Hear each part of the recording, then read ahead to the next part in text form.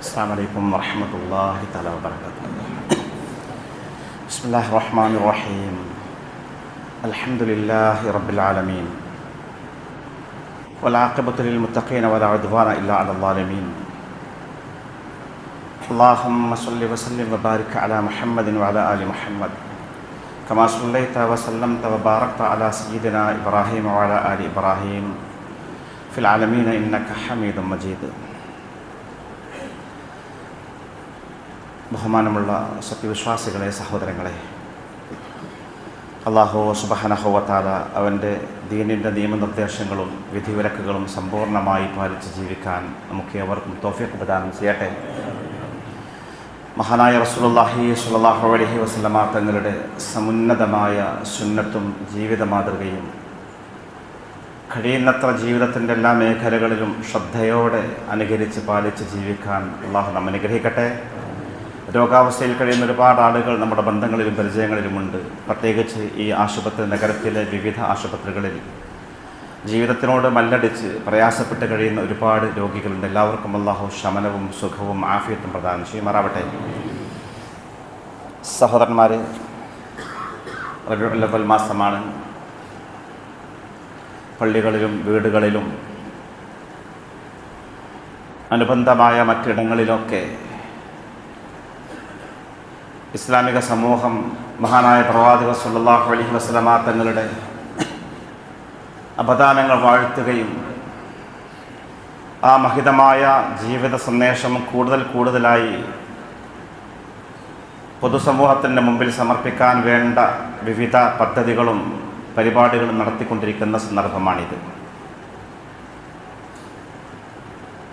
ഈ മാസം പ്രത്യേകിച്ചും നമ്മുടെ മനസ്സിൽ നിറഞ്ഞു നിൽക്കണം ലോകത്തിൻ്റെ ഗുരു മുഹമ്മദ് നബി സല്ലല്ലാഹു അലൈഹി വസല്ലം. നമ്മുടെ നാവുകളിൽ എപ്പോഴും ഉണ്ടായിരിക്കേണ്ട നാമമാണ് മുഹമ്മദുൻ റസൂലുള്ളാഹി സ്വല്ലല്ലാഹു അലൈഹി വസല്ലം. കാരണം ഇത്രമാത്രം ഉന്നതമായ മൂല്യങ്ങളും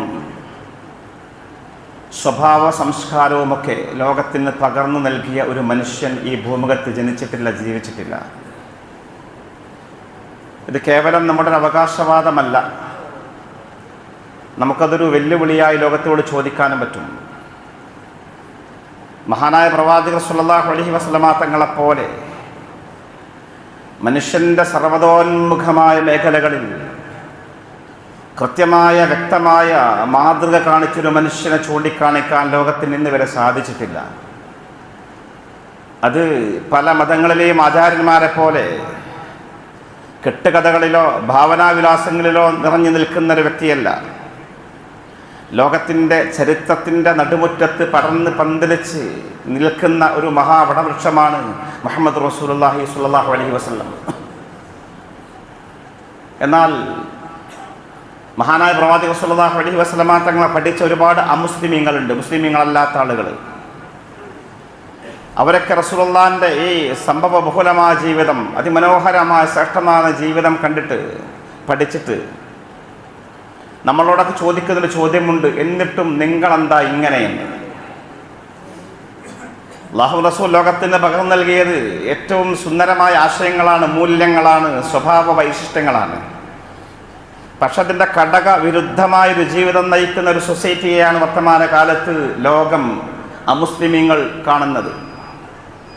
എല്ലാ വൃത്തികേടുകളുടെയും എല്ലാ അധാർമികതകളുടെയും പിടിച്ചു പറയുകയാണെങ്കിലും, മോഷണമാണെങ്കിലും, സ്ത്രീപീഡനമാണെങ്കിലും, ലഹരിയാണെങ്കിലും, പലിശയാണെങ്കിലും എല്ലാറ്റിലും ഈ സമൂഹത്തിൻ്റെ നാമം രേഖപ്പെട്ട് കിടക്കുന്ന കാണുമ്പോൾ സ്വാഭാവികമായിട്ട് അവർ ചോദിച്ചു പോകും, ഇത്രയും വലിയൊരു മാതൃക കാണിച്ച മനുഷ്യനെ പഠിച്ച നിങ്ങൾ എന്തുകൊണ്ട് ഇങ്ങനെയായിപ്പോയി എന്ന്. ഈ ചോദ്യം നമ്മുടെ മനസ്സിൽ ആശങ്കയുണ്ടാക്കേണ്ടതുണ്ട്. അതിൽ നാം ഉത്തരം കണ്ടെത്തുകയും ചെയ്യേണ്ടതുണ്ട്. അപ്പോഴാണ് നമ്മുടെ റബീഉൽ അവ്വലുകളും നമ്മുടെ മൗലിദിൻ്റെ സദസ്സുകളുമൊക്കെ അർത്ഥപൂർണ്ണമാവുക. മഹാനായ റസൂലുള്ളാഹി സ്വല്ലല്ലാഹു അലൈഹി വസല്ലമ തങ്ങൾ ലോകത്തിന് ഒരു മഹത്തായ സ്വഭാവ സംസ്കാരം പ്രസരിപ്പിച്ച വ്യക്തിയാണ് പുണ്യ നബി സ്വല്ലല്ലാഹു അലൈഹി വസല്ലമ തങ്ങൾ. അത് കേവലം ഗ്രന്ഥത്താളുകളിലല്ല, ഗ്രന്ഥങ്ങളുടെ താളുകളിൽ മാത്രം ഒതുങ്ങി നിൽക്കുന്നതല്ല അള്ളാഹുവിൻ്റെ പ്രവാചകൻ്റെ മഹിതമായ സ്വഭാവ സംസ്കാരം. ചരിത്രമാകുന്ന ഫോട്ടോഗ്രാഫർ വളരെ കൃത്യമായി അള്ളാഹുവിൻ്റെ പ്രവാചകൻ്റെ സ്വഭാവ രീതിയും പെരുമാറ്റ രീതികളുമൊക്കെ കൃത്യമായി ഒപ്പിയെടുത്തുകൊണ്ട് ലോകത്തിന് മുമ്പിൽ സമർപ്പിച്ചിട്ടുണ്ട്.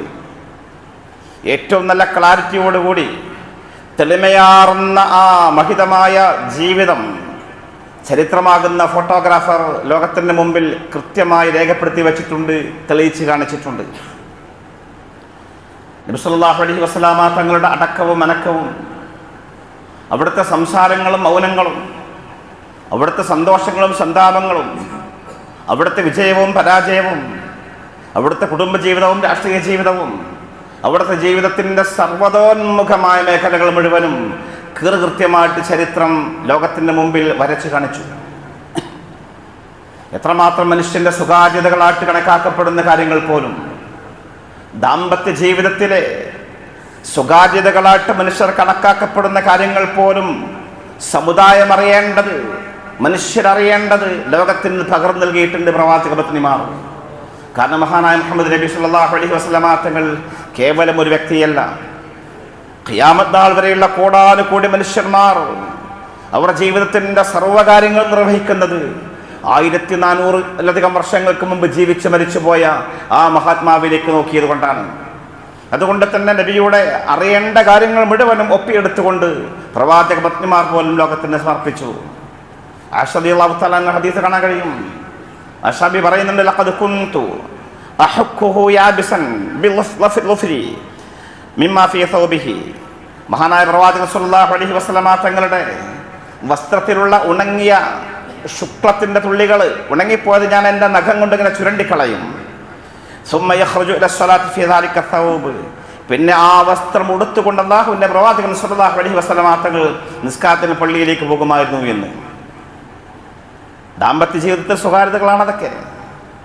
അള്ളാഹുവിൻ്റെ റസൂലിൻ്റെ വസ്ത്രത്തിലുള്ള മനിയ ശുക്ലജലം അത് ഉണങ്ങിയത് പറ്റി പിടിച്ച് കിടക്കുന്നുണ്ടെങ്കിൽ അത് നബി തങ്ങൾ തൻ്റെ നഖം കൊണ്ട് ചുരണ്ടിക്കളയുകയും കഴുകാതെ ആ വസ്ത്രം എടുത്തുകൊണ്ട് അള്ളാഹുവിൻ്റെ പ്രവാചകൻ നിസ്കരിക്കാൻ പോവാറുണ്ടായിരുന്നു എന്ന്.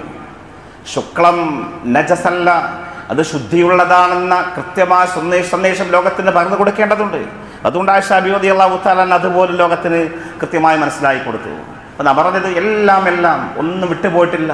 വളരെ സ്പഷ്ടമായി, സമഗ്രമായി, വ്യക്തമായി, സുതാര്യമായി, ഒരു മുഖമറയുമില്ലാതെ ലോകത്തിൻ്റെ മുമ്പിൽ തെളിഞ്ഞു നിൽക്കുകയാണ് മഹാജീവിതം.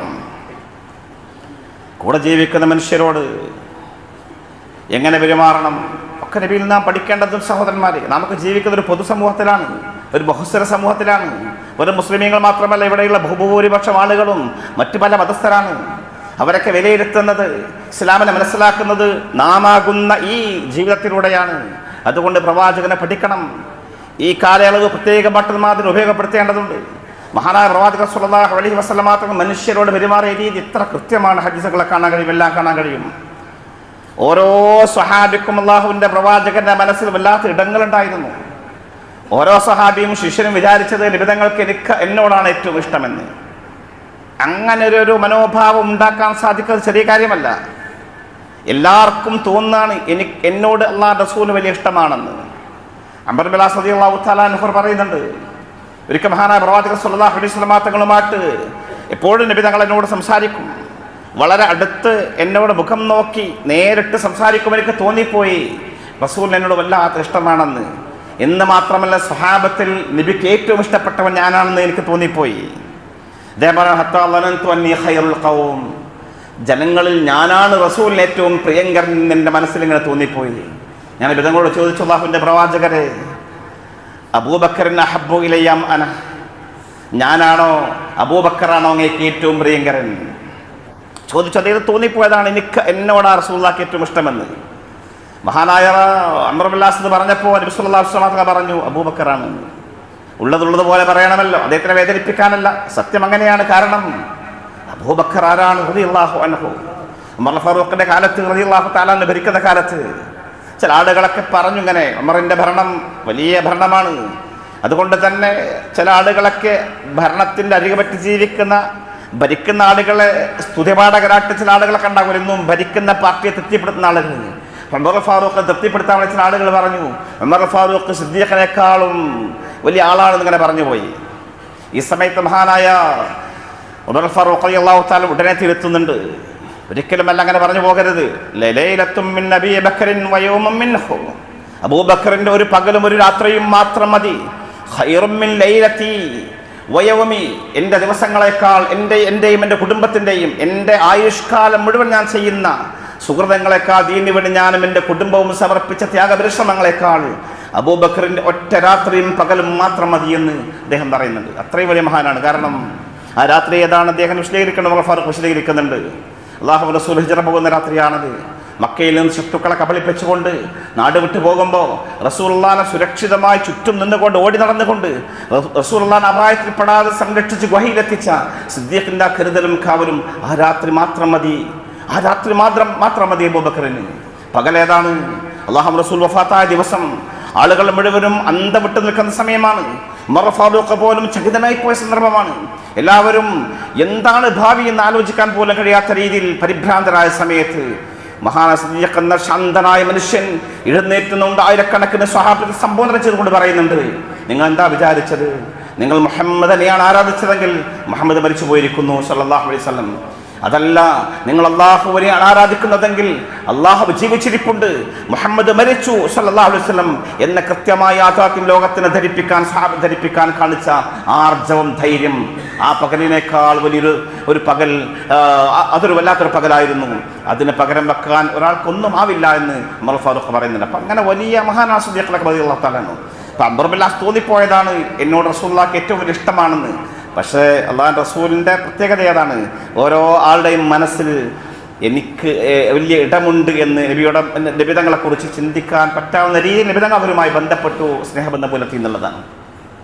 അല്ലാഹു റസൂൽ സ്വല്ലല്ലാഹു അലൈഹി വസല്ലം തങ്ങൾ മനുഷ്യരുമായിട്ടൊക്കെ ഇടപഴകിയ രീതി എങ്ങനെയായിരുന്നു? ഒരാൾ കൈ കൊടുക്കുകയാണെങ്കിൽ പലപ്പോഴും കേൾക്കാറുണ്ട്, വലിയ ഹദീസുകളാണ്, നമ്മൾ സമയം പരിമിതമായി ദീർഘിപ്പിക്കുന്നില്ല. കൈ കൊടുത്താൽ അള്ളാഹുവിൻ്റെ പ്രവാചകൻ കൈ പിൻവലിക്കാറില്ല. ആ കൈ അവിടെ തന്നെ വെച്ച് കൊടുക്കും. ചില ആളുകൾ മുറുക്കി പിടിച്ചു നോക്കും, ഒരിക്കലും ഇങ്ങോട്ട് വലിക്കില്ല.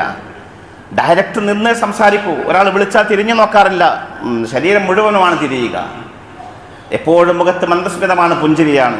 ശത്രുക്കൾക്ക് പോലും ഹദീസ് കാണാൻ കഴിയും. കാന റസൂലുള്ളാഹി സ്വല്ലല്ലാഹു അലൈഹി വസല്ലം സംസാരിക്കുമ്പോൾ നേരിട്ട് സംസാരിക്കും, മുഖാമുഖം നിന്ന് സംസാരിക്കും. അലാ അശ്ററിൽ ഖൗം, അത് ഏറ്റവും വൃത്തികെട്ട മനുഷ്യരോട് പോലും ശത്രുവിനോട് പോലും അങ്ങനെയാണ്. അത് ഫയതലിഫും ബിദാലിക്, അത് അവരുടെ മനസ്സുകളിൽ ഇണക്കമുണ്ടാക്കി. അതുകൊണ്ട് ഫകാന ഖൈറൻ നാസി ലഹു വഹബ്ബഹും ഇലൈഹി, ആ ശത്രു നബിയെ വെറുക്കുന്ന മനുഷ്യൻ ഒരുപാട് വിദ്വേഷവുമായി നബിയുടെ മുമ്പിലേക്ക് നബിയോടുള്ള വെറുപ്പ് മാറ്റുമെന്ന മനുഷ്യൻ ഇറങ്ങിപ്പോകുമ്പോൾ ഈ ലോകത്തെ ഏറ്റവും പ്രിയങ്കരനായി ഇഷ്ടഭാജനമായി പ്രവാചകനെ മനസ്സിൽ കുടിയിരുത്തിയിട്ടാണ് ആ മനുഷ്യൻ ഇറങ്ങിപ്പോവാറുള്ളത് എന്ന് ഹദീസിൽ കാണാൻ കഴിയുന്നു. അത്രയും മനുഷ്യരെ സ്വാധീനിച്ച സമുജ്വലമായ സ്വഭാവ മഹിമ. എത്ര ശ്രദ്ധയോടെ കൂടിയ മനുഷ്യരോടൊക്കെ പെരുമാറിയത് ഹദീസിൽ കാണാൻ കഴിയുമല്ലോ. ടെൻറ്റുകളിൽ യുദ്ധസമയത്തും യാത്ര സമയത്തൊക്കെ ടെൻറ്റുകളിൽ സ്വഹാബത്ത് വിശ്രമിക്കുമ്പോൾ നബി തങ്ങൾ അങ്ങോട്ട് കയറി വരും, സലാം പറയും. സലാം അലൈക്കും സലാം പറയുന്ന രീതി ഫയുസല്ലിമു തസ്ലീമൻ, സലാം പറയുമ്പോൾ ലാ യൂഖിദു നായിമൻ, ഉറങ്ങുന്ന ആളുകൾ ഉണർത്തില്ല. വയസ്മിഉൽ യഖ്ലാൻ, എന്നാൽ ഉണർന്നിരിക്കുന്ന ആൾ കേൾക്കാനും പറ്റും. സലാം പറയുന്നതിൽ പോലും മര്യാദ കാണിക്കും. ഉറങ്ങുന്നവർക്ക് ശല്യം ഉണ്ടാക്കാൻ പാടില്ല, പരിസര ഉണ്ടാക്കാൻ പാടില്ല. മൗലിദാണെങ്കിലും ദിക്റാണെങ്കിലും എന്ത് ഇബാദത്താണെങ്കിലും വലിയ ശബ്ദമുണ്ടാക്കി നാട്ടുകാർക്കും പരിസരവാസികൾക്കുമൊക്കെ ശല്യവും ബുദ്ധിമുട്ടുണ്ടാക്കുന്ന രീതിയിൽ ചെയ്യുന്ന ആരാധനാ കർമ്മങ്ങൾക്ക് മതപരമായ പിന്തുണയില്ല. അതാണ് മതം പഠിപ്പിക്കുന്നത്. സലാം പറയുമ്പോൾ പോലും ഉറങ്ങുന്ന ആളുകളുണ്ടെങ്കിൽ മെല്ലെ സലാം പറയും, ഉണർന്നിരിക്കുന്ന ആളുകൾ കേൾക്കാൻ പറ്റും. ഉറങ്ങുന്നവർക്ക് ശല്യമാവാത്ത രീതിയിൽ സലാം പറയുന്ന ലോകത്തിൻ്റെ ഗുരു മുഹമ്മദ് നബി സല്ലല്ലാഹു അലൈഹി വസല്ലം തങ്ങൾ. അല്ലാഹു റസൂലിൻ്റെ രീതി അങ്ങനെയായിരുന്നു. ആർക്കും എപ്പോഴും കാണാം, സംസാരിക്കാം. നമ്മുടെ നേതാക്കന്മാരെ പോലെയല്ല. വർത്തമാനകാലത്ത് രാഷ്ട്രീയ നേതാക്കളാണെങ്കിലും മത നേതാക്കളാണെങ്കിൽ ആലിമീകൾ ആണെങ്കിൽ പോലും സംസാരിക്കണമെങ്കിൽ അപ്പോയിൻമെൻ്റ് എടുക്കണം, അല്ലേ? വിളിച്ച് ചോദിച്ച് സമയം കണ്ടെത്തിയിട്ടേ പോകാൻ പറ്റുള്ളൂ, തിരക്കായിരിക്കും. പക്ഷെ ആരാ? മുഹമ്മദ് നബി സല്ലല്ലാഹു അലൈഹി വസല്ലം അഷ്റഫുൽ ഖൽഖാണ്. ജിബ്രീലാണ് കൂട്ടുകാരൻ. ജനലക്ഷങ്ങളുടെ പ്രിയങ്കരനായ നേതാവാണ്. മനുഷ്യർ മുഴുവനും ആ മഹാത്മാവിനെ ജീവൻ കൊടുത്തും സ്നേഹിക്കാൻ തയ്യാറാണ്. അങ്ങനെ ജനലക്ഷങ്ങളുടെ നേതാവായ തിരക്ക് പിടിച്ച മുഹമ്മദ് നബി സല്ലല്ലാഹു അലൈഹി വസല്ലം തങ്ങൾക്ക് ആർക്കും എപ്പോഴും ഏത് സമയത്തും പോയി കാണാം, സംസാരിക്കാം. ഒരു പ്രോട്ടോകോളുകളുമില്ല, ഒരു മര്യാദകളുമില്ല. ആർക്കും പോയി യാ മുഹമ്മദ്, ബന്ധുക്കളൊക്കെ വന്ന് വിളിച്ച് പറയാ മുഹമ്മദോ മുഹമ്മദ് എന്നാണ് വിളിക്കാറുള്ളത്. ഇങ്ങനെ ആർക്കും സംവദിക്കാൻ പറ്റാവുന്ന രീതിയിൽ മനുഷ്യനുമായിട്ട് ഇടപഴകി ജീവിച്ച മുഹമ്മദ് മുസ്തഫ സ്വല്ലല്ലാഹു അലൈഹി വസല്ലം തങ്ങൾ പുരുഷമാല ധരിച്ചുകൊണ്ടിരിക്കെ ഒരാൾ നബിയെ കാണാമെന്നു. ക്രിസ്ത്യാനിയാണ് അദ്ദേഹം. അദീ ഇബ്നു ഹാത്തിം എന്ന പേര്. ഹാത്തിം ഉത്താഇ എന്ന് പറയുന്ന പ്രസിദ്ധനായ മനുഷ്യനുണ്ടായിരുന്നു. ലോകപ്രസിദ്ധനായ ധർമ്മിഷ്ഠനാണ്. അദ്ദേഹത്തിൻ്റെ മോനാണ്. അദീ റസൂലുള്ളാഹിനെ കാണാൻ വന്നതാണ്, പഠിക്കാൻ വന്നതാണ് അദീ ഇബ്നു ഹാത്തിം. അദ്ദേഹത്തിൻ്റെ കഴുത്തിൽ പുരുഷമാലയുണ്ട്. അദ്ദേഹം പറയുന്നുണ്ട്, പിൽക്കാലത്ത് 2 സംഭവമാണ് എന്നെ ഇസ്ലാമിലെത്തിച്ചത്, നബിയിൽ നിന്നുണ്ടായ ചില അനുഭവങ്ങൾ. ഞാൻ പറഞ്ഞത്, നമ്മുടെ ഏറ്റവും വലിയ പ്രബോധനത്തിൻ്റെ തുരുപ്പ് ചീട്ട് നമ്മുടെ ജീവിതമായിരിക്കണം. നബി തങ്ങൾ ഉജ്ജ്വലമായി പ്രസംഗിച്ചിരുന്നില്ല, ഒരുപാട് എഴുതിയിരുന്നില്ല, വാചാലമായി സംസാരിച്ചിരുന്നില്ല. ആ ജീവിതമായിരുന്നു ഏറ്റവും വലിയ പ്രബോധനത്തിൻ്റെ മിഷനറി. തിരുനബി സ്വല്ലല്ലാഹു അലൈഹി വസല്ലം തങ്ങളുടെ ജീവിതവുമായി ബന്ധപ്പെട്ട് 2 സംഭവം അദ്ദേഹം കാണുക. കുരിശ് ധരിച്ച് ക്രിസ്ത്യാനിയായ അദീ മദീനയിൽ വന്നപ്പോൾ ഒന്ന് വന്ന് പരിചയപ്പെട്ടു. നബി തങ്ങളെ കൂട്ടിക്കൊണ്ടുപോവുകയാണ്. അദീനെ കൂട്ടിക്കൊണ്ടുപോവുകയാണ് അള്ളാഹുവിൻ്റെ പ്രവാചകൻ വീട്ടിലേക്ക്, തൻ്റെ കൊച്ചുകുരയിലേക്ക്. പോകുന്ന വഴി ഒരു വൃദ്ധയെ കാണുന്ന, ഒരു ഉമ്മാമയെ കാണുന്ന അള്ളാഹുവിൻ്റെ പ്രവാചകൻ സ്വല്ലല്ലാഹു അലൈഹി വസല്ലം തങ്ങൾ. ആ പെണ്ണുമായിട്ട്, ആ ഉമ്മയുമായി കൊണ്ട് ദീർഘനേരം അള്ളാഹു റസൂൽ സമയം കണ്ടെത്തുകയാണ് സംസാരിക്കാൻ. ഒരു വൃദ്ധ സ്ത്രീയോട് ഒരുപാട് നേരം സംസാരിക്കാൻ സമയം കണ്ടെത്തി അവരെ ഗൗനിക്കുന്ന, പരിഗണിക്കുന്ന, ചേർത്ത് പിടിക്കുന്ന, അവർ ശ്രദ്ധയോടുകൂടി കേൾക്കുന്ന ഈ മനുഷ്യനെ കുറിച്ച് അപ്പം തന്നെ മനസ്സിധാരണ വന്നു. വല്ലാഹി, ഈ അള്ളാഹുവാണ് സത്യം, ഇയാളൊരു ലൈസ ബി മലിക്കൻ, ഇയാൾ രാജാവല്ല, പ്രവാചകൻ തന്നെയാണെന്ന്. എന്നെ വീട്ടിലേക്ക് കൂട്ടിക്കൊണ്ടുപോയി. അള്ളാഹുവിൻ്റെ പ്രവാചകൻ സ്വല്ലല്ലാഹു അലൈഹി വസല്ലം തങ്ങൾ എനിക്കിരിക്കാൻ ആ വീട്ടിൽ ഞാൻ ഒന്നും കണ്ടില്ല. ആ വീട്ടിൽ ഒരു ഫർണിച്ചറുകളൊന്നും കണ്ടില്ല. നബി തങ്ങൾ ഇരിക്കുന്ന ഒരു വിസാദയുണ്ട്, ഒരു ചെറിയൊരു കുഷ്യൻ. അതിനുള്ളിൽ ഈത്തപ്പൻ നാരാണ്. അതിങ്ങനെ നിറച്ച ഒരു ചെറിയ തലയിണയുണ്ട്. അതിൻ്റെ മുകളിൽ അള്ളാഹു റസൂൽ ഇരിക്കാറുള്ളത്. അതെനിക്ക് നീട്ടിത്തന്നു, എന്നോട് ഇരിക്കാൻ പറഞ്ഞു. ഞാൻ കുറേ വിസമ്മതിച്ചു. എന്നെ നിർബന്ധിപ്പിച്ച് അതിലിരുത്തി. അള്ളാഹുവിൻ്റെ പ്രവാചകൻ തറയിലിരുന്നു. ആരാണിത്? ലോകത്തിൻ്റെ ഗുരുവായ ലക്ഷക്കണക്കിന് മനുഷ്യരുടെ സ്നേഹഭാജനമായ മുഹമ്മദ് എന്ന് പറയുന്ന മഹൽ വ്യക്തി സ്വല്ലല്ലാഹു അലൈഹി വസല്ലം. അദ്ദേഹത്തിൻ്റെ പെരുമാറ്റ ശൈലിയും ലാളിത്യവും വിനയവും താഴ്മയുമൊക്കെ എന്നെ അദ്ദേഹത്തിൻ്റെ മാസ്മരിക വലയിലെത്തിച്ചു. ഞാൻ മദീന വിട്ടുപോകുമ്പോൾ അഷ്ഹദു അല്ലാ ഇലാഹ ഇല്ലല്ലാഹ് വ അന്ന മുഹമ്മദ് റസൂലുള്ളാഹി എന്ന് പ്രഖ്യാപിച്ചുകൊണ്ടാണ് പോയത് എന്ന് അദീ ഇബ്നു ഹാത്തിം പറയുന്നുണ്ട്. എങ്ങനെ മനുഷ്യരെ വല്ലാതെ പരിഗണിച്ച മഹാനായ മുഹമ്മദ് മുസ്തഫ സ്വല്ലല്ലാഹു അലൈഹി വസല്ലം. പ്രത്യേകിച്ചും സമൂഹത്തിൻ്റെ പാർശ്വവൽക്കരിക്കപ്പെട്ട താഴേക്കടയുള്ള മനുഷ്യരെ പ്രത്യേകമായിട്ട് ചേർത്ത് പിടിച്ചു. അവരെ വിഷമിപ്പിക്കുന്ന ഒരിക്കലും അല്ലാഹു റസൂൽ ഇഷ്ടപ്പെട്ടില്ല. മഹാനായ ബിലാലിനോട് അല്ലാഹു റസൂൽ പറയുന്നുണ്ട്, ആരാ ബിലാൽ? സമൂഹത്തിലെ ഏറ്റവും അടിത്തട്ടിൽ കഴിഞ്ഞിരുന്ന ആളാണ്. ഉമയ്യത്ത് എന്ന് പറയുന്ന ദുഷ്ടനായ മനുഷ്യൻ അടിമപ്പാളയത്തിൽ ജീവിച്ച ആളാണ്. ചാട്ടവാറിന് അടിയേറ്റ് പുളഞ്ഞിരുന്ന ആളാണ്. ജീവിതത്തിനെ കുറിച്ച് ഒന്നും സ്വപ്നം കാണാനില്ലാത്ത ഒരു പരിവർത്ത ജീവിതം നയിച്ച, മൗലികമായ അവകാശങ്ങൾ പോലും നിഷേധിക്കപ്പെട്ട് ജീവിക്കപ്പെട്ട പാവപ്പെട്ട മനുഷ്യൻ. ബിലാലിനോട് അല്ലാഹു റസൂൽ പറയുന്നത്, ഹദ്ദിസ്നി യാ ബിലാൽ ബി അർജാ അമലിൻ അമിൽതഹു ഫിൽ ഇസ്ലാം. നീ എന്ത് പുണ്യമാണ് ചെയ്യുന്നത് ബിലാൽ? നീ എന്തൊരു സുഖമാണ് ചെയ്യുന്നത്? ഞാൻ ഫഇന്നി സമഅതു ഖശ്ഫന അലൈക ബൈന യദയ്യ ഫിൽ ജന്ന. സ്വർഗത്തിൽ എൻ്റെ മുമ്പിലൂടെ നീ നടന്നു പോകുന്ന കാൽപരിമാറ്റം ഞാൻ കേൾക്കുകയാണ്. എൻ്റെ മുമ്പിലൂടെ സ്വർഗത്തിൽ നീ നടന്നു പോകുന്ന ശബ്ദം ഞാൻ കേട്ട് ബിലാലെ എന്ന് പറയുമ്പോൾ ആ മനുഷ്യൻ്റെ മനസ്സിലുണ്ടായ സന്തോഷം എത്രമാത്രമായിരിക്കും. ഒരു സാധുവായ മനുഷ്യനെ ചേർത്ത് പിടിക്കാണ്, മനസ്സിനോട് ചേർക്കാണ്. സ്വർഗത്തിൽ എൻ്റെ മുമ്പിലൂടെ നീ നടന്നു പോവാണ് ബിലാലെ എന്ന്. ഒന്നുമല്ലാതിരുന്ന് ബിലാലിനെ എവിടെ എത്തിച്ചു പുണ്യ നബി സ്വല്ലല്ലാഹു അലൈഹി വസല്ലം തങ്ങൾ. സാഹിർ ബിൻ ഹറാം എന്ന് പറയുന്ന ഒരു മനുഷ്യനുണ്ടായിരുന്നു. അദ്ദേഹം ഒരു ബദുവാണ്. ഗ്രാമത്തിൽ പലപ്പോഴും മക്കയിൽ വന്ന് മദീനയിൽ വന്ന് കച്ചവടത്തിന് വരും. നബിയോട് ഇഷ്ടമായിരുന്നു.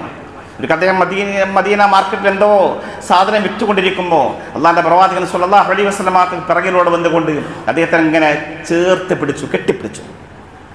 ഇയാൾക്ക് പെട്ടെന്ന് മനസ്സിലായി തന്നെ പിടിച്ചിരിക്കുന്ന റസൂലുള്ളാഹി. ആ സൗരഭ്യവും ആ സ്നേഹ പ്രകടനവും കണ്ടപ്പോൾ നബി തങ്ങളെ മനസ്സിലാക്കി. അദ്ദേഹം തൻ്റെ പുറം നബിയോട് ചേർത്ത് വെച്ചു. നബിയുടെ ശരീരവുമായിട്ട് ഒട്ടി നിൽക്കാൻ സമയം കിട്ടിയപ്പോൾ അദ്ദേഹം കുറച്ചുകൂടെ നബിയോട് ചേർന്ന് നിന്നു. ശേഷം അല്ലാഹുവിൻ്റെ പ്രവാചകൻ സ്വല്ലല്ലാഹു അലൈഹി വസല്ലം ചോദിക്കുന്നുണ്ട്, മയ്യശ്തരി ഹാദൽ അബ്ദ്. തിരക്ക് പിടിച്ച മദീന പട്ടണത്തിലെ മാർക്കറ്റിലുള്ള റസൂൽ ചോദിക്കാണ്, ഈ അടിമയെ ആർക്ക് വേണം? ഇയാൾ ആർക്ക് വേണം? വിൽക്കാൻ വെച്ചിരിക്കുകയാണ് അടിമയാട്. റസൂൽ തമാശ കാണിക്കുകയാണ്. ഇയാൾ ആർക്കെങ്കിലും വില കൊടുത്ത് വേണോ എന്ന് ചോദിക്കാൻ, ആരെങ്കിലും വാങ്ങാനുണ്ടോ എന്ന്. സാഹിർ തമാശയായിട്ട് നബിയോട് പറയുന്നുണ്ട്, ഇതൻ തജിദുനി ഖാസിദൻ യാ റസൂലല്ലാഹ്. എന്നെ ആര് വാങ്ങാനാണ്? വിലയില്ലാത്ത ഈ വസ്തുവിനെ എന്നെ ആര് വാങ്ങാൻ? ഒരു വിലയില്ല നബി എനിക്ക് എന്ന്. ഈ സമയത്ത് അല്ലാഹുവിൻ്റെ പ്രവാചകൻ സ്വല്ലല്ലാഹു അലൈഹി വസല്ലം പറയുന്നുണ്ട്, വല്ലാഹി ഇന്നക ഇൻദല്ലാഹി ഗാൽ. നീ അല്ലാഹുവിൻ്റെ അടുത്ത് വലിയ മൂല്യമുള്ള ആളാണ്. അല്ലാഹുവാണ് സത്യം. നീ വില കുറഞ്ഞ ആളല്ല, മൂല്യമില്ലാത്ത ആളല്ല. പടച്ചവൻ്റെ അടുത്ത് നീ വലിയ മൂല്യമുള്ള ആളാണ് സാഹറ എന്ന്. ആ സാധുവായ ബദുവിൻ്റെ മനസ്സിൽ എത്ര വലിയ പ്രചോദനമാണ് അതുണ്ടാക്കിയിട്ടുണ്ടാവുക. ഇങ്ങനെ എല്ലാവരെയും അതിൽ ജാതിയോ മതം ഒന്നും നോക്കിയില്ല, എല്ലാവരെയും പരിഗണിച്ചു, മനുഷ്യനെ പരിഗണിച്ചു. അതുകൊണ്ടല്ലേ ജൂതൻ്റെ മയ്യത്ത് കൊണ്ടുപോകുമ്പോൾ, ശവമഞ്ചം കൊണ്ടുപോകുമ്പോൾ എഴുന്നേറ്റ് നിൽക്കാൻ സാധിച്ചത് എപ്പോഴും നാം കേൾക്കാറില്ലേ? സ്വഹാബത്ത് അത്ഭുതത്തോട് കൂടി ചോദിച്ചില്ല, നബിയെ അതൊരു യഹൂദിയുടേതാണ്, ഒരു ജൂതൻ്റേതാണ്, നിങ്ങളെ ദ്രോഹിക്കുന്ന ശത്രുവായ വെറും വെറുപ്പുമായിട്ട് ജീവിക്കുന്ന ഈ ജൂത സമൂഹത്തിൽപ്പെട്ട ഒരു വ്യക്തിയുടെ മയ്യത്താണ് കൊണ്ടുപോകുന്നത്. അല്ലാതെ പ്രവാചകൻ ചോദിച്ചത് അലൈസ നഫ്സൻ, അതൊരു മനുഷ്യനല്ലേ എന്നാണ്, അതൊരു മനുഷ്യനല്ലേ എന്ന്. ഇങ്ങനെ മനുഷ്യരെ സ്നേഹിച്ച, മനുഷ്യരുമായി ബന്ധപ്പെട്ട എല്ലാവരോടും നാം മനസ്സിലാക്കണം സഹോദരന്മാർ. 11 ഭാര്യമാരുടെ കൂടെ ജീവിച്ചു. എൻ്റെ ആക്ഷേപങ്ങളാണ് നബിയെക്കുറിച്ച്. 9 കാരിയുടെ കൂടെ ജീവിച്ചു, 9 കാരിയെ പീഡിപ്പിച്ചു എന്ന് പറയുന്ന ആളുകൾ മനസ്സിലാക്കണം. 9 കാരിയായ ആയിഷ അടക്കമുള്ള 11 ഭാര്യമാരും ജീവിതത്തിൽ ഒരിക്കലെങ്കിലും ഒരു നീരസം കാണിച്ചിട്ടില്ല, എപ്പോഴെങ്കിലും നബിയുടെ ജീവിതവുമായി ബന്ധപ്പെട്ട അസന്തുഷ്ടി പ്രകടിപ്പിച്ചിട്ടില്ല. അവരല്ലേ പറയേണ്ടത്? ഒരു മനുഷ്യനെ വിലയിരുത്തേണ്ടത് ആരാണ്? കൂടെ ജീവിച്ച മനുഷ്യരാണ്, സമകാലീനരാണ്. നബിയെക്കുറിച്ച് ഒരുപാട് ശത്രുക്കൾക്ക് പലതും പറയാനുണ്ട്. മജ്നൂനായിരുന്നു എന്ന്, സാഹിറായിരുന്നു എന്ന്. പക്ഷെ അല്ലാഹു റസൂലിന്റെ വ്യക്തി വിശുദ്ധിയെക്കുറിച്ച് ഒരു ഇകഴ്ത്തലും ശത്രു പോലും നടത്തിയിട്ടില്ല. നബിയുടെ കൂടെ ജീവിച്ച ഭാര്യമാർ ഒരിക്കലും വെറുപ്പ് കാണിച്ചിട്ടില്ല എന്ന് മാത്രമല്ല, 1000 നാവായിരുന്നു അവരെക്കുറിച്ച് പറയാൻ.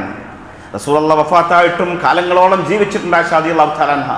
ആ കാലങ്ങൾ ജീവിക്കുമ്പോൾ മുഴുവനും റസൂലുള്ളാഹിന്റെ ബദാനങ്ങളായിരുന്നു, റസൂലുള്ളാഹിന്റെ വാഴ്ത്തലുകളായിരുന്നു എപ്പോഴും അവർ പറഞ്ഞിരുന്നത്.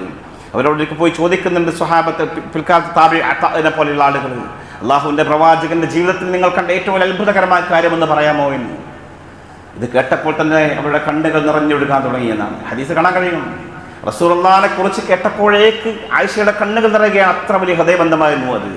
ആയിഷ റളിയല്ലാഹു തആല അൻഹ പറഞ്ഞു, ആ മഹാത്മാവിൻ്റെ ജീവിതം മുഴുവനും അത്ഭുതമല്ലാത്ത എന്തെങ്കിലും ആ ജീവിതത്തിലുണ്ടോ എന്ന്.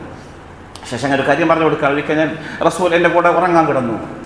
എൻ്റെ വിരിപ്പിൻ്റെ ഉള്ളിലേക്കുള്ള എൻ്റെ പ്രവാചകൻ ചേർന്ന് കിടന്നു. എൻ്റെ ശരീരവും എൻ്റെ പ്രവാചകൻ്റെ ശരീരവും തമ്മിൽ മുട്ടിയുരുമ്മി. സ്നേഹത്തിൻ്റെ, പ്രണയത്തിൻ്റെ, അനുരാഗത്തിൻ്റെ ആകാശതലങ്ങളിലേക്ക് ഞങ്ങൾ ഉയർന്നു പോയി. ആ സമയത്ത് പെട്ടെന്ന് പ്രവാചകൻ സ്വല്ലല്ലാഹു അലൈഹി വസല്ലം തങ്ങളോട് പറഞ്ഞു, ആയിഷ, ഈ രാത്രി എനിക്ക് നീ വിട്ടുതരുമോ ഞാൻ എൻ്റെ റബ്ബിനെ ഇബാദത്ത് ചെയ്യാൻ? ഈ രാത്രി ഞാൻ അല്ലാഹുവിനെ ഇബാദത്ത് ചെയ്യട്ടെ എന്ന് ചോദിക്കുകയാണ്. ആയിഷ ബി പറഞ്ഞു, പ്രവാചകരെ, എനിക്ക് നിങ്ങളുടെ സാന്നിധ്യമാണ് ഏറ്റവും കൂടുതൽ ഇഷ്ടം. നിങ്ങൾ എൻ്റെ കൂടെ തന്നെ ഈ വിരിപ്പിൽ ഉണ്ടാവാൻ എനിക്ക് ഇഷ്ടമാണ്. പക്ഷേ നിങ്ങളുടെ ഈ താല്പര്യത്തിൽ ഞാൻ ഹനിക്കുന്നില്ല, നിങ്ങൾക്ക് പോകാം. ഭാര്യയുടെ അവകാശം പോലും വകവെച്ച് കൊടുക്കുകയാണ്. ഭാര്യയുടെ കൂടെ കിടക്കേണ്ട രാത്രി റബ്ബിനെ ഇബാദത്ത് ചെയ്യുന്നത് ഭാര്യയ്ക്ക് അനിഷ്ടമാകുമോ എന്ന് മനസ്സിലാക്കി സമ്മതം ചോദിക്കുന്ന മഹാനായ ഭർത്താവ് മുഹമ്മദ് മുസ്തഫ സ്വല്ലല്ലാഹു അലൈഹി വസല്ലം തങ്ങൾ. ആയിഷ ബി പറയുന്നുണ്ട്, ഇങ്ങനെ പ്രവാചകൻ നിസ്കരിക്കാൻ ആരംഭിച്ചു, വുളൂ ചെയ്തു, നിസ്കരിക്കാൻ ആരംഭിക്കുകയാണ്. ദീർഘമായ നിസ്കാരമാണ്, ഖുർആൻ ഓതിക്കൊണ്ടിരിക്കുന്നു. നിസ്കാരം നിരന്തരമായി കരയുന്നുണ്ട്, വിതുമ്പി കരയുന്നുണ്ട്. ഹത്താ ബല്ല ലഹയതഹു, നബിയുടെ താടി രോമങ്ങൾ നിറഞ്ഞ് ഇറ്റിറ്റി വീഴാൻ തുടങ്ങി. സുജൂദിലേക്ക് പോയി. ഹത്താ ബല്ലൽ അർള്, ആ കണ്ണുനീരുകൾ ഭൂമി തറയിൽ കണ്ണുനീരുകൾ വീട്ടി ചാൽപ്പൊഴുകി കണ്ണുനീരുകൾ. അങ്ങനെ നിസ്കാരം സലാം വീട്ടി കരഞ്ഞുകൊണ്ടിരിക്കുകയാണ് അല്ലാഹുവിന്റെ പ്രവാചകൻ. ബിലാൽ റളിയല്ലാഹു തആല അൻഹു ഫജ്റിന്റെ സമയമായി പോകുന്നു. അപ്പോൾ നബിതങ്ങൾ വിതുമ്പുന്നുണ്ട്. ബിലാൽ ചോദിച്ചു, നബിയേ, മാ യുബക്കീക, എന്തിനാ കരയുന്നത്? വഖദ് ഗഫറല്ലാഹു ലക മാ തഖദ്ദമ മിൻ ദംബിക വമാ തഅഖർ, എല്ലാ പാപങ്ങളും പൊറുക്കപ്പെട്ട അങ്ങ് എന്തിന് കരയുന്നു? ഈ സമയത്ത് അല്ലാഹു റസൂൽ പറഞ്ഞു, ബിലാൽ, ഞാൻ എങ്ങനെ കരയാതിരിക്കും? ഇന്നലെ രാത്രി ഒരു വിശുദ്ധ വചനം അവതരിപ്പിക്കപ്പെട്ടു, ഖുർആനിൽ ആയത്തിറങ്ങി. വിശുദ്ധ ഖുർആനിലെ പരിശുദ്ധമായ ആയത്തിറങ്ങിയിട്ടുണ്ട്. ഇന്ന ഫീ ഖൽഖിസ് സമാവാതി വൽ അർളി വഖ്തിലാഫിൽ ലൈലി വൻ നഹാർ ലആയാതിൻ ലിഉലിൽ അൽബാബ് الذين يذكرون الله قياما وقعودا وعلى جنوبهم ويتفكرون في خلق السماوات والارض ربنا ما خلقت هذا باطلا سبحانك فقنا عذاب النار. ഈ ആയത്ത് ഓതിയിട്ട് ചിന്തിക്കാത്ത ആളുകളെ ഖുർആൻ വിമർശിക്കുകയാണ്. ചിന്തിക്കണമെന്ന് പറയുന്നത് പ്രപഞ്ചത്തിനെക്കുറിച്ച്, ആകാശഭൂമികളെക്കുറിച്ച്, ഈ പ്രപഞ്ചത്തിലെ മാറ്റങ്ങളെക്കുറിച്ച്, അത്യത്ഭുതകരമായ സൃഷ്ടി വൈഭവത്തിനെക്കുറിച്ച് ഒക്കെ ആലോചിക്കണം, മനുഷ്യർ ചിന്തിക്കണമെന്ന ആയത്തിറങ്ങിയിട്ട് ഞാൻ എങ്ങനെ മനുഷ്യരെ ചിന്തിക്കാതിരുന്നാൽ എന്നുള്ള കാര്യമോർത്തുകൊണ്ട് പ്രവാചകൻ കരയാണ്. അപ്പം ഇങ്ങനെ നിമിത്തങ്ങൾ ഭാര്യമാരുമായിട്ടുള്ള ബന്ധമൊക്കെ വളരെ വലിയ പാഠങ്ങളാണ്, വിശദീകരിക്കേണ്ട ആവശ്യമില്ല. ചുരുക്കി പറഞ്ഞ അള്ളാഹുവിൻ്റെ പ്രവാചകൻ സ്വല്ലല്ലാഹു അലൈഹി വസല്ലമ തങ്ങളുടെ ആ സ്നേഹ നിർദ്ധരിയിൽ നിന്ന് ലഭിക്കാത്ത ഒരാളും മദീനയിൽ ഉണ്ടായിരുന്നില്ല. ആരാണെങ്കിലും, കുട്ടികളാണെങ്കിലും, പ്രായമായവരാണെങ്കിലും, അടിമകളും ഉടമകളും, തൊഴിലാളികളും മുതലാളിമാരും, കറുത്തവരും വെളുത്തവരും ചുവന്നവരും എല്ലാവരും ശത്രുവിന് പോലും, ജീവജാലങ്ങൾക്ക് പോലും, അചേതന വസ്തുക്കൾക്ക് പോലും സ്നേഹം വാരിക്കോരി നൽകിയ ലോകത്തിൻ്റെ ഗുരു മുഹമ്മദ് മുസ്തഫ സ്വല്ലല്ലാഹു അലൈഹി വസല്ലം. അള്ളാഹുവിൻ്റെ പ്രവാചകനെ സ്മരിക്കുന്നതോടൊപ്പം സഹോദരന്മാരെ മനസ്സിലാക്കേണ്ടത് ആ നബിയെ നന്നായിട്ട് പഠിക്കാൻ ശ്രമിക്കുക. നമ്മുടെ മുമ്പിൽ ഒരുപാട് സംവിധാനങ്ങളുണ്ട്, നമ്മുടെ മുമ്പിൽ ഒരുപാട് വഴികളുണ്ട്. കൃത്യമായിട്ട് റസൂലുള്ളാഹിനെ പഠിക്കണം. മഹബത്ത് കൂടിക്കൂടി വരും. റസൂലുള്ളാഹിയുടെ ജീവചരിത്രം വായിക്കുമ്പോൾ ഇഷ്ടം അങ്ങനെ കൂടിക്കൂടി വരും. അത് എന്തെങ്കിലും സുന്നത്തുകളുടെ ജീവിതത്തിൽ പുതുതായിട്ട് പകർത്ത് നമുക്ക് പ്രചോദനമായേക്കും. ഈ റബീഉൽ അവ്വൽ മാസം അതിന് കാരണമാവണം. അല്ലാഹു സുബ്ഹാനഹു വ തആല ആ മഹാത്മാവായ മുഹമ്മദ് മുസ്തഫ സ്വല്ലല്ലാഹു അലൈഹി വസല്ലം തങ്ങളുടെ സമുന്നത ജീവിത മാതൃക പിൻപറ്റി ജീവിക്കാൻ നമുക്ക് ഏവർക്കും തൗഫീഖ് പ്രദാനം ചെയ്യുമാറാവട്ടെ.